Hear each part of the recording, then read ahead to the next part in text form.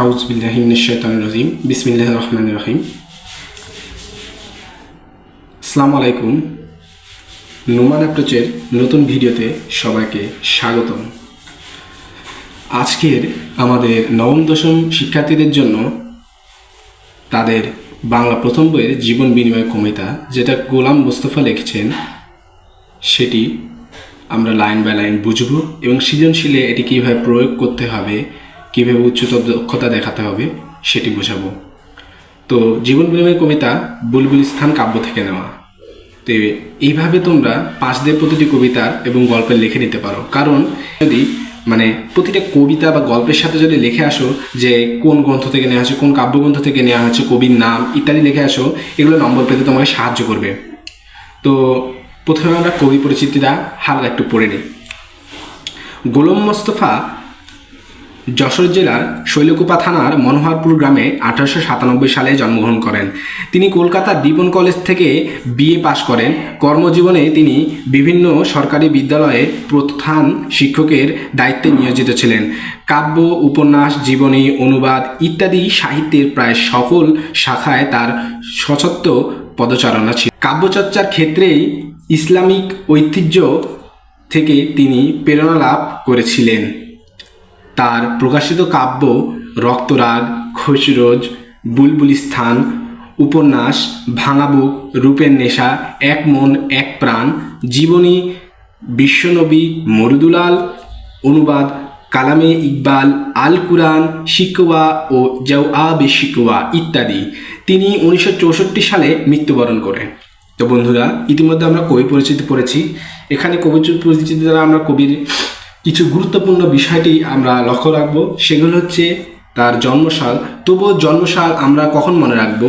আসলে জন্মসাল তেমন বোর্ড পরীক্ষাতে আসে না, যদি একটি দুটি এসে থাকে।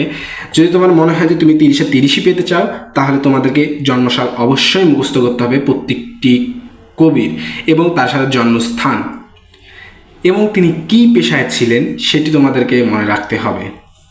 এছাড়াও তাদের কিছু কাব্যগ্রন্থ। তো চলো কবিতা প্রতিটি লাইন আমরা পড়া শুরু করি।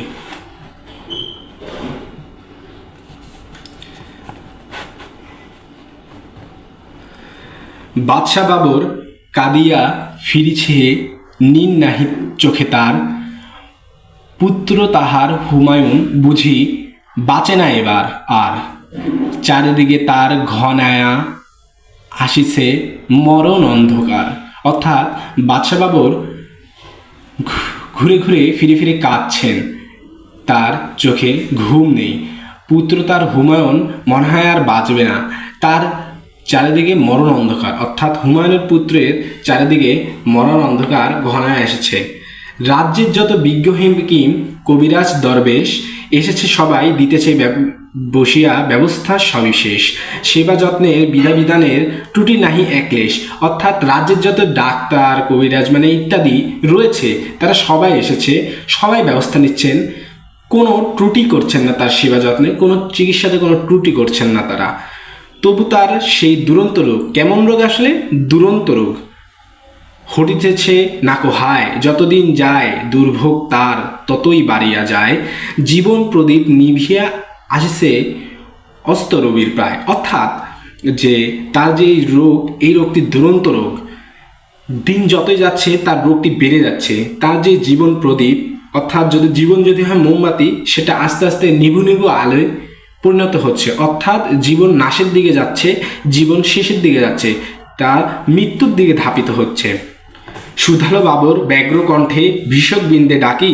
অর্থাৎ বাবর তার ভীষক বৃন্দ চিকিৎসকগণদের ব্যগ্র কণ্ঠে জিজ্ঞাসা করল ডেকে, বলো বলো আজি সত্য করিয়া দিও না কোমরে ফাঁকি।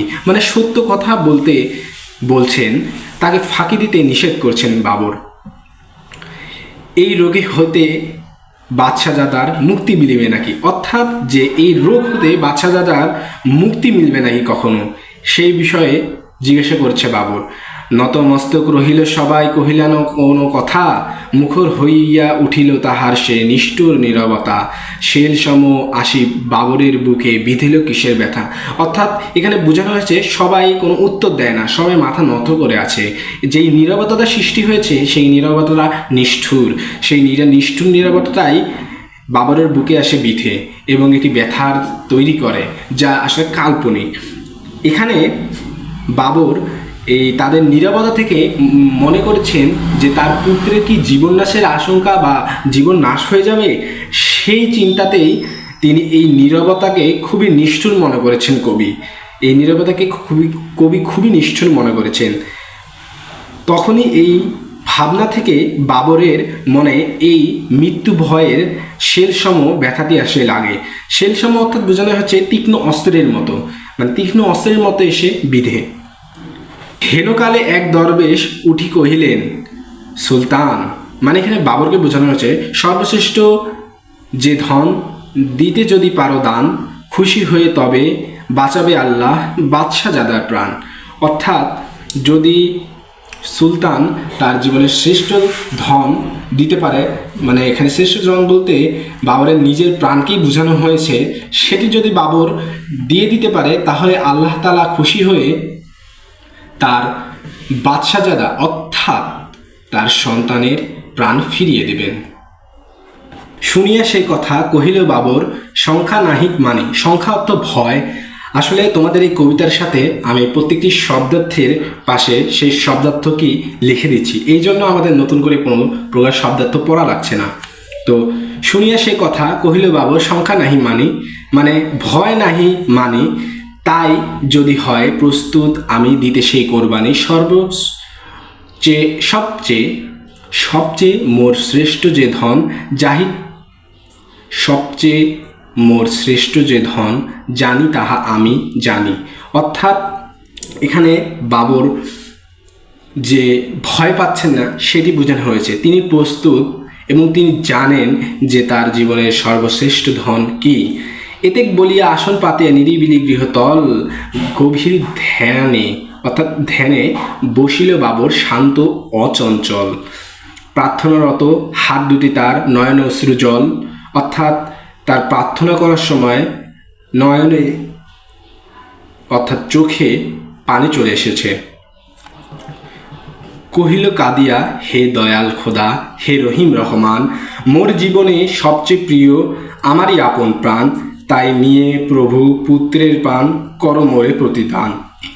অর্থাৎ এখানে কবি বুঝিয়েছেন যে বাবর আল্লাহ তাআলাকে তার গুণবাচক নাম দ্বারা সম্বোধন করার মাধ্যমে বলেন যে তার কাছে তো তার নিজের আপন প্রাণই সবচেয়ে থেকে বেশি দামি, তবুও আল্লাহ যেন তার নিজের প্রাণের বিনিময়ে তার পুত্রকে ফিরিয়ে দেন। স্তব্ধ নীরব গৃহতল, মুখে নাহি কারো বাণী, গভীর রজনী সুপ্তি মগন, নিখিল বিশ্বরানী, আকাশে বাতাসে ধ্বনিতেছে যেন গোপন কি কানাকানি। অর্থাৎ গৃহতল নীরব, মুখে কারো কোনো বাণী নাই, গভীর রজনী অর্থাৎ গভীর রাত্রি, সুপ্তিমগন বলতে আসলে এটা শব্দার্থ করলে বোঝায় ঘুমিয়ে অচেতন, তাহলে এখানে বোঝাচ্ছে ঘুমিয়ে অচেতন নিখিল বিশ্বরানী, অর্থাৎ পৃথিবীর সবাই তখন ঘুমে। আকাশে বাতাসে ধ্বনিতেছে যেন গোপন কি কানাকানি, অর্থাৎ আল্লাহর কাছে বাবর যে ফরিয়াদ করছেন, যে দোয়া করছেন, সেটাকে গোপন কানাকানি হিসাবে মূলত তুলনা করা হয়েছে। সহসা বাবর ফুকুরি উঠিল, নাহি ভয় নাহি ভয়, অর্থাৎ ফুকারি উঠিল অর্থাৎ চিৎকার করে, এখানে ফুকারি বলতে চিৎকার করে ওঠাকে বোঝানো হয়েছে। প্রার্থনা মোর কবুল করেছে আল্লাহ যে দয়াময়, এখানে কবুল বলতে স্বীকার, অর্থাৎ বাবর যে আল্লাহ তাআলার কাছে, মানে বাবর আল্লাহ তাআলার কাছে যে দোয়াটা করেছে সেটা কবুল হয়েছে। পুত্র আমার বাঁচিয়া উঠিবে, মরিবে না নিশ্চয়, মানে সে নিজেই নিজেকে বলছে না, তার পুত্র মরবে না, সে বাঁচবে নিশ্চয়। ঘুরিতে লাগিল পুলকে বাবর পুত্রের চারিপাশ, অর্থাৎ বাবর তার পুত্রের চারিপাশে ঘুরতে লাগিল, নিরাশ হৃদয় সে যেন আশার দীপ্ত জয়োল্লাস, অর্থাৎ তার হৃদয় যে, মানে তার মন ভারাক্রান্ত ছিল তার পুত্রের চিন্তায়, সেখানে আশার উদ্ধত জয়োল্লাস দেখা গেছে। দীপ্ত মানে হচ্ছে উদ্ধত, মানে তার মনে জেগেছে না না আর তার পুত্র মারা যাবে না। এরপরে তিমির রাত্রের তরণে তরণে উষার পূর্বাভাস, এটি খুবই একটি ইম্পর্টেন্ট লাইন, তোমরা এটি খ নাম্বারের জন্য দেখে যেতে পারো। ঘুরিতে লাগিল পুলকে বাবর পুত্রের চারিপাশ, অর্থাৎ পুত্রের চারিপাশে বাবর ঘুরতে লাগলো। নিরাশ হৃদয়ে সে যেন আশার দীপ্ত জয়োল্লাস, এখানে দীপ্ত হচ্ছে উদ্ধত বলতে বোঝানো হয়েছে, অর্থাৎ বাবরের মনে যে নিরাশতা ছিল, যে ভারাক্রান্ত মন ছিল, তা এতে আশার জয়োল্লাস দেখা গেছে। তিমির তরণে তরণে তিমির রাতের তরণে তরণে উষার পূর্বাভাস, অর্থাৎ এখানে বোঝানো হয়েছে যে তিমির রাত, এই তিমির রাতটির দ্বারা মূলত বোঝানো হয়েছে যে পুত্র হুমায়ুনের যেই রোগাক্রান্ত অবস্থা বা মুমূর্ষ অবস্থা সেটিকে, এবং তরণে তরণে উষার পূর্বাভাস এতটুকু দ্বারা বুঝেছে যে তিনি যে তার রোগ হতে মুক্তি লাভ করছেন বা সেবা সুস্থতা তিনি সুস্থ হয়ে উঠছেন সেটিকে বোঝানো হয়েছে। এটি তোমরা খ নাম্বারের জন্য পরিচিত আরো, কারণ এটি খুবই ইম্পর্টেন্ট একটি লাইন এই কবিতা থেকে। সেদিন হতে রোগ লক্ষণ দেখা দিল বাবরের, অর্থাৎ সেদিন থেকে বাবরের রোগ লক্ষণগুলো দেখা দিল। হৃষ্টচিত্তে গ্রহণ করিলেও শয্যাশায়ী মরণের, অর্থাৎ হৃষ্টচিত্তে বলতে এখানে বোঝানো হয়েছে খুব খারাপভাবে সে মরণের শয্যা গ্রহণ করলো, সে তখন তার রোগ দেখা গেল। নতুন জীবনে হুমায়ুন ধীরে বাঁচিয়া উঠিল ফের, অর্থাৎ নতুন জীবনে হুমায়ুন আবার ফিরে এসেছে, অর্থাৎ সে সেবা শুশ্রূষা পেয়ে, অর্থাৎ আল্লাহ তাআলার রহমতে এবং তার পিতার দোয়ার বদলতে সে সুস্থ হয়ে গেছে এবং নতুন জীবন যেন ফিরে পেয়েছে।